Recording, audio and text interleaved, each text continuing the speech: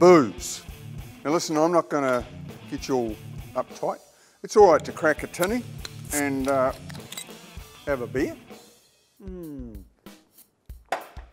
if you're a bit of a ponce, it's all right to bloody crack a nice bottle of vino, you know, and sort of talk a whole lot of la-di-da stuff. You know what I mean? Oh, what a beautiful smell. But then again, if you're someone like that fellow who died recently, Chopper, it's all right to have a whiskey too, you know what I mean? Ah, yeah. So alcohol's got a real good side to it. Loosens you up when you're with friends, barbies, stuff like that. The problem we've got is like Lady Jess, who just sent us an email, and one of her good friends died from the complications of alcohol.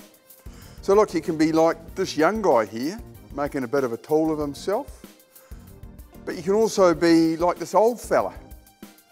Equally so, and it blows you away sometimes, some of these, look at this, really good looking chicks, just making idiots of themselves. They've drunk too much. So it's dangerous for them and their bodies, but it's also dangerous for other people. Now I don't want to bore you, but every organ system in your body, whether it's your brain or your heart or your lungs or your liver, can be affected by alcohol in the short term and the long term. So like, for example, if you take your liver, if you suddenly drink a massive amount of alcohol, it can put you into liver failure. Equally so, if you drink alcohol for a long time and too much of it, it can end up looking like this. See this nasty cirrhotic liver? Basically, it's buggered through excessive alcohol. So the question is how much is too much booze? So just so you got the quantities right, alcohol is a chemical, and one standard drink is equivalent to 10 grams of alcohol. So it'd be powder that sort of lumps up like this. But in terms of drinking, actual drinks, one standard drink of spirits is equivalent to a nip or 30 mils, okay?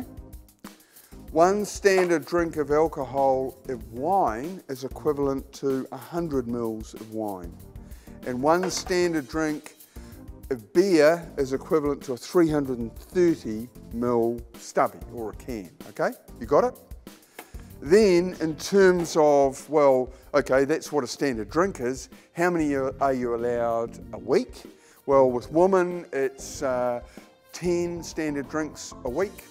With blokes, it's 14 standard drinks per week. But I don't want to get too messed up on this. You can see this bottom link here. You can click in there and it gives you all the details.